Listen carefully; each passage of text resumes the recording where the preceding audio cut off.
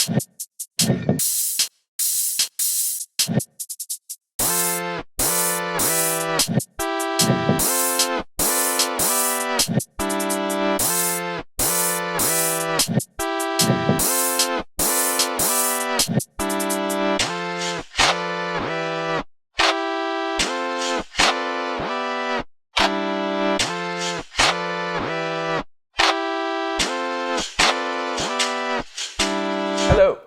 and welcome to the Advancing Health Literacy program.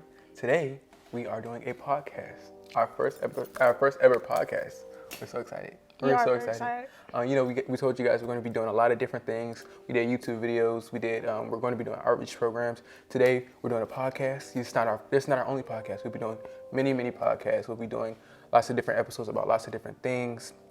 But today, we're kicking off our podcast with Advancing Health Literacy about talking about one of the biggest health crises that the United States and the world has ever seen, which is COVID-19. It took the world by storm a long time ago, like 3 years ago. 3 years ago, 3, yeah. Yeah, like 2-3 years ago, and it took the world by storm. Like everything was shut down. Like it was insane. Down, yeah. It was insane. I think for me, like I was kind of in disbelief for a little while. I was kind of like in disbelief about what COVID was, like how serious it was. I think I didn't really get it at first, but as the time went on, I kind of got to really understand the seriousness and the severity of it, and how it was literally taking lives, and literally still is taking lives to this day. I think that it's something that we really need to talk about, because after COVID kind of died down a little bit, I think people kind of like forgot about it. It was like COVID doesn't exist anymore, but it definitely does. It's still out here. It's affecting people's lives, just like it did. Unfortunately, just like it did 3 years ago, it still is active. And so we came here to talk about it and have a conversation about it as youth, because I think in the youth community, I think that's one of the biggest communities where we kind of think that it's like not existing anymore. Even when it was really popular, I think people kind of was just like, oh, I can just still go with my friends and do this and do that. But it's like, it was serious. Like if you went outside, there was a chance that you could get COVID because it was transmitted to human beings and through animals and through all different types of things. It was also transmitted through the air. So you could literally walk outside. Airborne. You could literally walk outside, and that was how serious it was. And I think that people didn't realize, and people kind of still don't realize how serious it is. So that's why we came in here to have a conversation about it. But before we get into the conversation, let's just get a little background on like what COVID-19 was. What it was.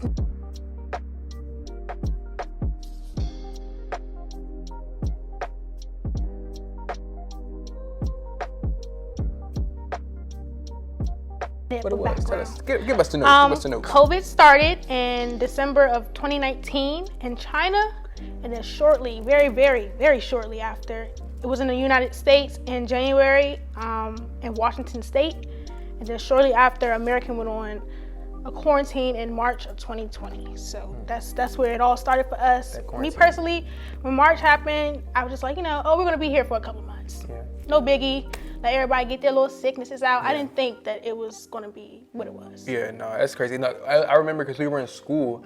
I remember the day that we went on quarantine for COVID, I was in school, and one of my friends came into like my class. She was like, we're going to be gone. We're going to be out of school for 2 weeks. We're going to have to, I think it's 2 weeks. Yeah. So she said, we're going to be out of school for 2 weeks. And when I literally have TikToks that we made that day with my friends, like how glad we were about going on like break for 2 weeks. We're out of that school for 2 weeks. We were excited. We were so excited. And I think after the 2 weeks, they were like, we're going to be gone for another 2 weeks. And it just became another 2 weeks. And it was like, we didn't come back. And it was kind of like, for me, I was happy because I'm like, I don't like school. Like who likes school, So like, I think being able to not go to school for such a long time was like, I was happy about it.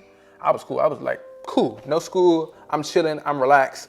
But the thing was, them teachers, they try to be funny because they still was posting work. They was. And I would never, to this day, I'm still emailing teachers, why was you posting work? They were. We in a global pandemic. That's funny because that's like the only time that we took it seriously. Like we really like took COVID and was like, okay, yeah, because why are you posting work? We in a pandemic. Like we're on spring break. We use that pandemic as an excuse. Yeah. Because I think after the 2 weeks, it was spring like spring break was right after that. Yeah. So we just thought it was early spring break. We get break. 2 weeks before. Yeah, that's what it was. And then they prolonged and then we didn't come back. And here we are. And then we didn't come back, and then we were gone for like a year, not 2 years, because I came back for my junior year. Because we went on COVID for my sophomore year. My junior year. Yeah, like the end of my freshman year into my sophomore year.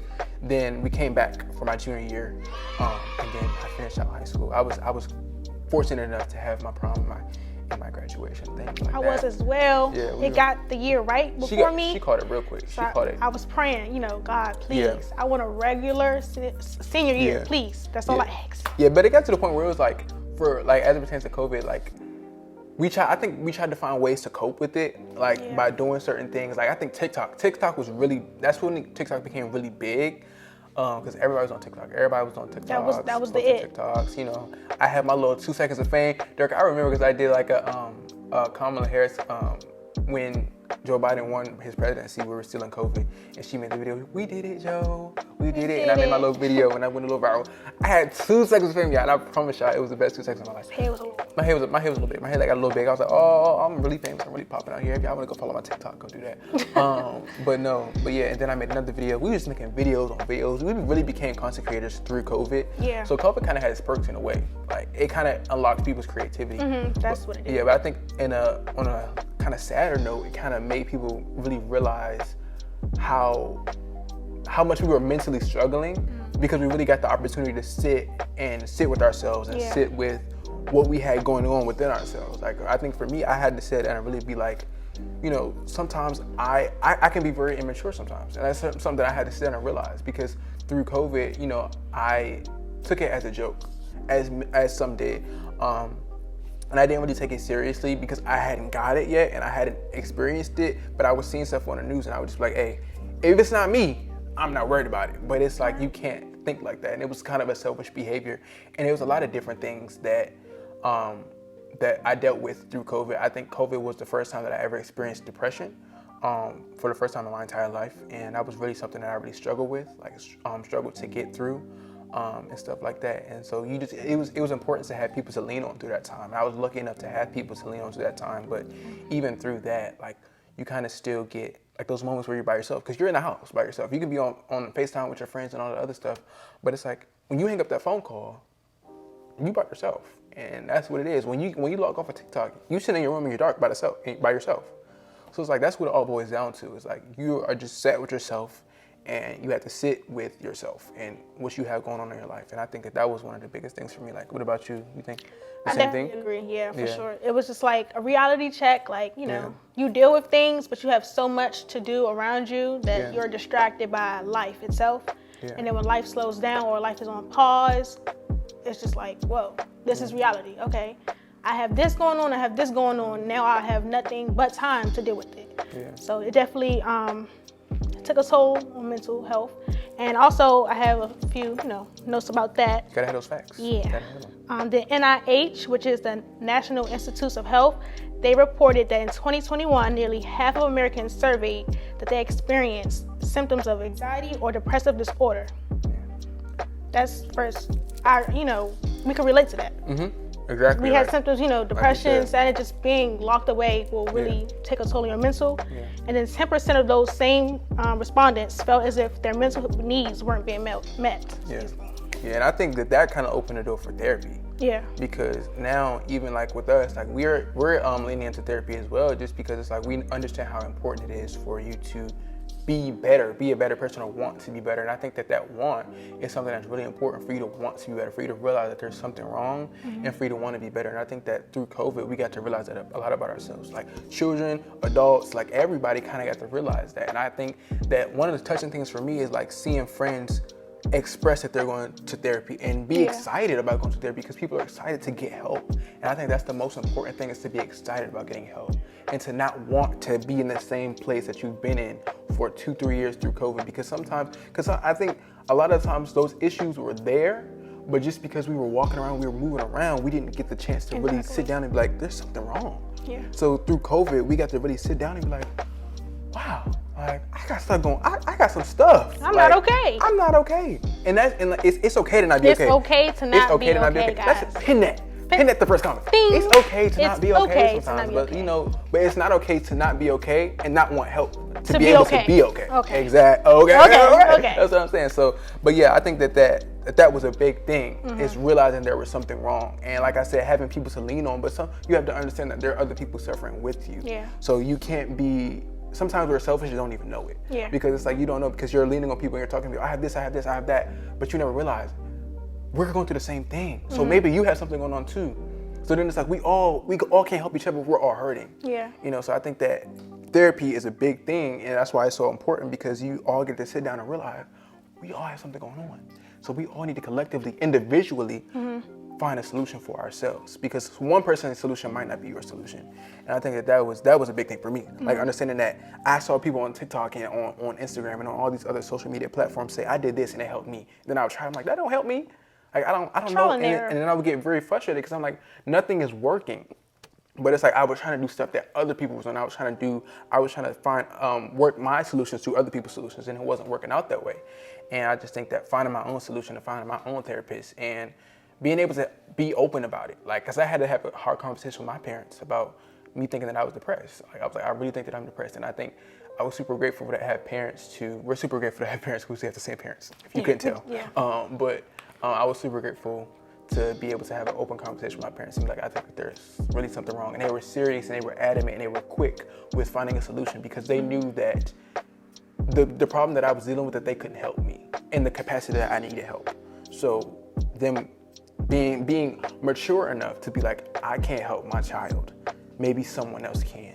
And being brave enough to give your child away to someone for however long, 2-3 hours a day, for them to talk about problems that they don't feel comfortable talking to you as their parent about. And I think that was a big thing. And that was a big thing that my parents did, and I really appreciate that. Like growing up and really thinking about that. Like my parents were really mature because parents are growing up too. Yeah. They grow up when we grow up. They're struggling, they're we learning. are growing at different paces, but we're all growing still. Yeah. So I think that was something I was super grateful to have parents to be able to be mature enough to say, my child needs therapy. And I'm not too proud to be like, I can help you. I can do this. It's me. I'm your parent. But they didn't think that way. They were like, my child needs help, and I know there's someone else who is professionally licensed to do this for my child. So let me go to someone who knows what they're doing to help my child. And I think that going through therapy and going through that process has been a good process for me.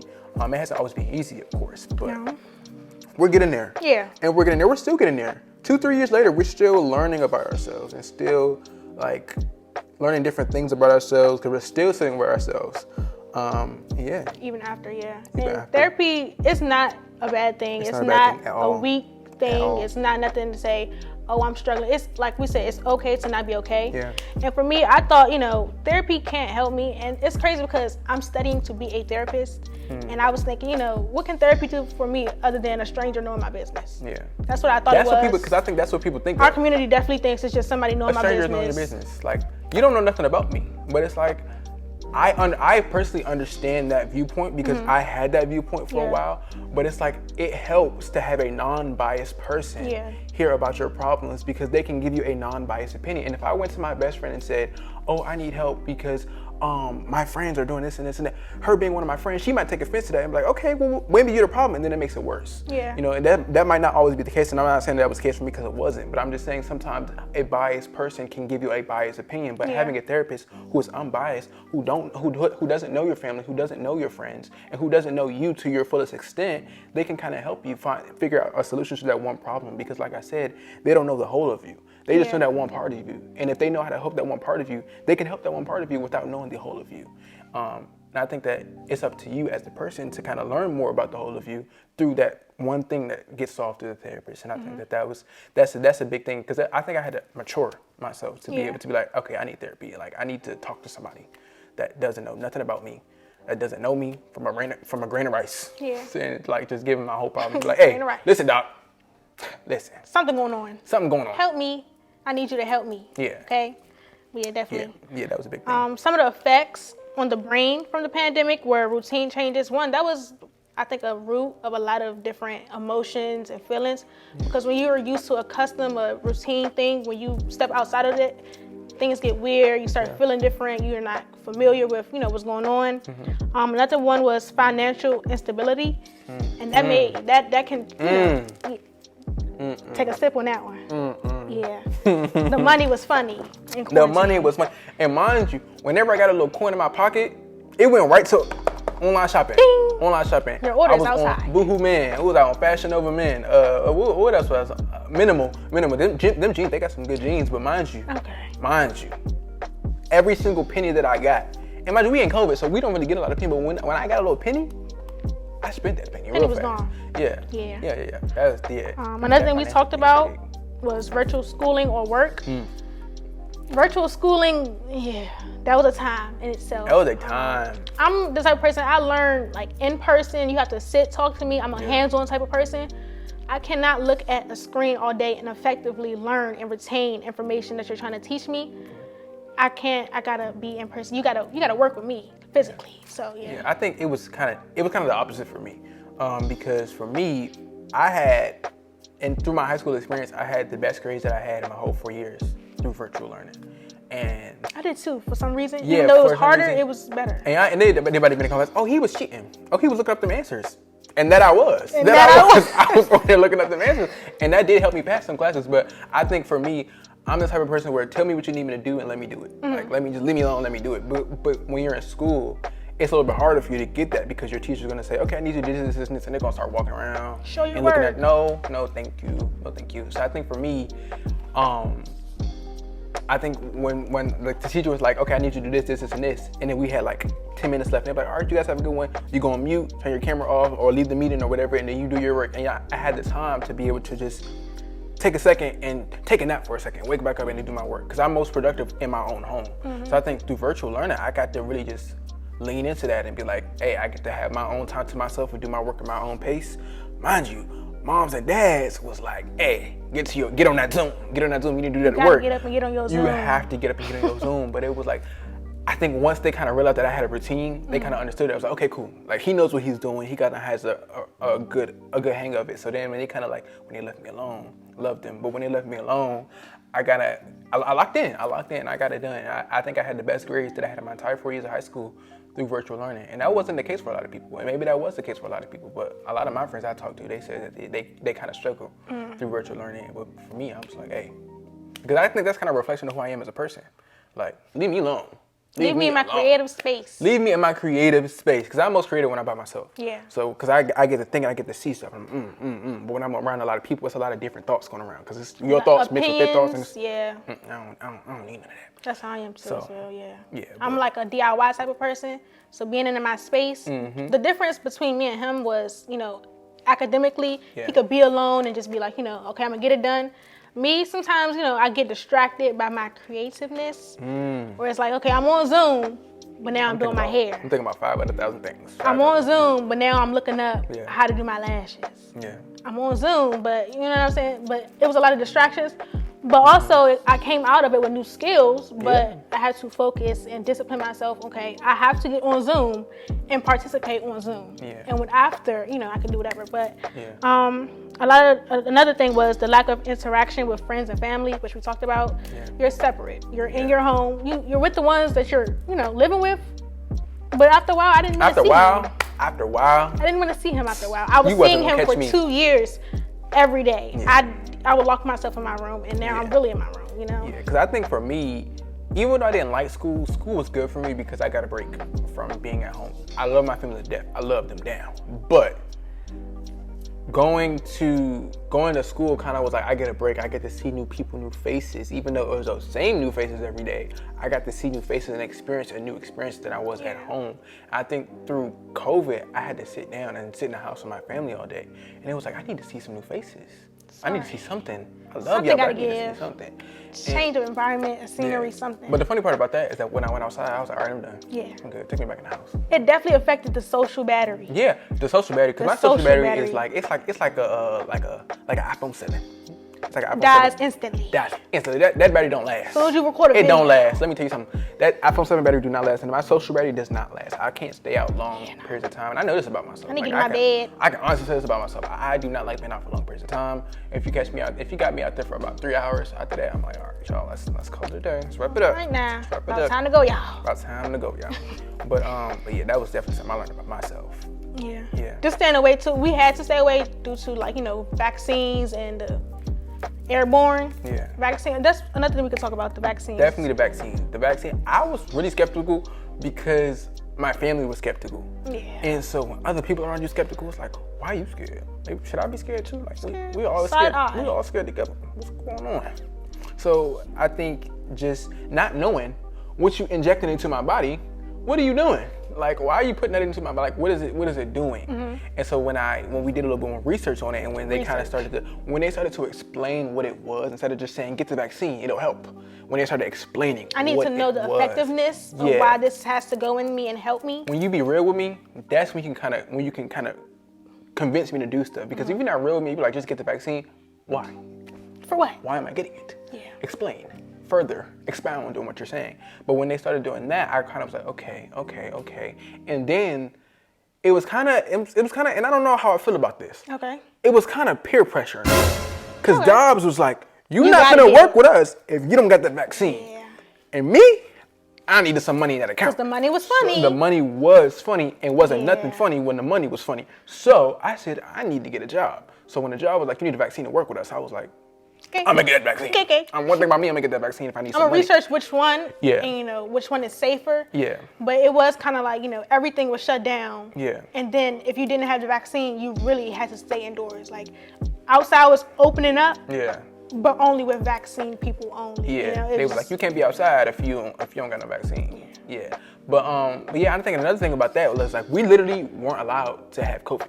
We were not allowed to because we had members in our family that had pre-existing health conditions. Yeah. So we weren't allowed to have COVID because if we did, it could affect those around us, literally affect our family. So we couldn't do that. Like we were afraid that something would happen if we did get COVID. So the vaccine was like, we kind of got to get on this because it's like this is a possible solution to further safety. Yeah, further the safety in our house because we have people who have stuff that has already gone on in their body because that was a big thing that they said with COVID was like if you have like pre-existing conditions within your body, within some of your organs, COVID can kind of like shut down your whole body. Yeah. So it was like that one little thing could shut down your entire body. So like we don't want to take that risk. We don't want to take the risk of getting COVID and then not knowing because a lot of people, I forgot the word for it, but when your symptoms don't show, we'll find a word and we'll get to it. Asymptomatic. Asymptomatic. Thank you. Sometimes you can be asymptomatic and you don't know. Like you can have COVID and you don't know. Right. So that was one of my fears that I was asymptomatic and that maybe I could have got COVID because let's be real, there were some moments where I went outside. Slipped outside that door. I wasn't supposed to be outside. We was taking precaution. But even precaution wasn't really. I was wearing my mask. But I was still outside. And so, maybe you're asymptomatic and you don't know that you have COVID and there's a fear that maybe I might be giving it to somebody else. But some of y'all knew. Some of y'all knew y'all had COVID. And y'all still was like, I still can't miss the party. I can't miss the move. And you went outside anyway. Yeah. And then you shared, if I just keep my mask on, can't nobody get sick. Sick motion is not motion. It's not motion. Sick motion is not motion. COVID motion is not motion. Let's be real. Let's stop that motion. Let's be real. Let's stop that motion Let's stop that motion. Because y'all be trying to get so much motion. Oh, I got motion. Huffing and puffing, coughing. What are we doing? That's not motion. Choking. Stop the motion. Stop the motion. In the ocean. Put it in. But no, like that was one of my biggest things. I was like, I can't affect those in my home household. Yeah. That's when I had to be like, okay, now I gotta be selfless. Because I remember I said I was being a little selfish. I had to be selfless and be like, there are people in my household who literally cannot get COVID because it can become very detrimental. So I had to be real with myself and be like, stay your butt inside. Yeah. Get the vaccine and sit down, drink some water. That's how I had to do it. Go on a realer note. Yeah. I did have COVID. Did you have COVID before? I had it, y'all. I got the cold. I got the cold. Now listen, we were like we said, we had the vaccine. We were precautious, but it's possible. It's possible. It's airborne, different strands, different. It's possible. So I got it when I was in college. I thought I was being safe. Wearing my mask everywhere I went, the cafe, the classes. Yeah. even little, not parties, you know, I wasn't going to parties in COVID, but events, let's say events. I thought it was been okay. All right. Not too much. I wasn't going to parties. Little hoots. A little hoot. I was going to a little hoot. I like a little hoot. And I think I got COVID from a little hoot. Yeah. Like he said, stay inside. Stay in the house. Just, yeah. It's not hard. I honestly don't know where I got mine from. Oh. I don't know. I still don't know to this day. And that's how serious it is. Like, you don't even know where you get it from. It might have been. The timing wasn't timing, though. It might have been. You might have given it to me. No, you had COVID before me. You did. Well, let's talk about it. We're not gonna talk about it. Okay. But no. Because I didn't know where I got it from. That was a big thing. Mm-hmm. Like, you don't know where you get it from. You always had to retrace. You literally within your home could get it. That's how serious it was. That's why it was so serious that you got vaccinated, because it was like, it's a precaution. Like that's one thing that can kind of not guarantee, but it makes it safer for you to do daily functions without being afraid that you might have COVID or that you might get COVID.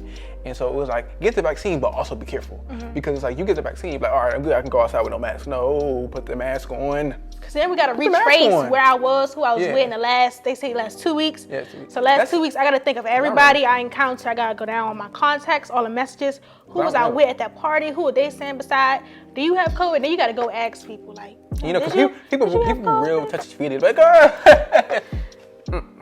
don't touch me. COVID hands off of me. Don't touch me. Don't touch me. Back it up. But no. But yeah. That's about all I got. Yeah. COVID tired me out.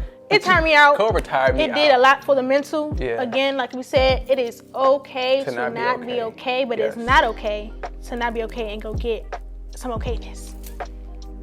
Okay. I can take that, but we definitely will be linking something that you guys can do to some resources that you guys can take to get help, and some vaccine places that because they're still open. They still get vaccinations. COVID is still active. It died down, but it's still active. It's not impossible to get COVID. Yes, we definitely will be linking all those things after today's episode. You guys will see some of those links, some of those resources, because we do want you guys to have all the resources that's what we're here for. That's what we're here for. To advance your health literacy and to advance your health.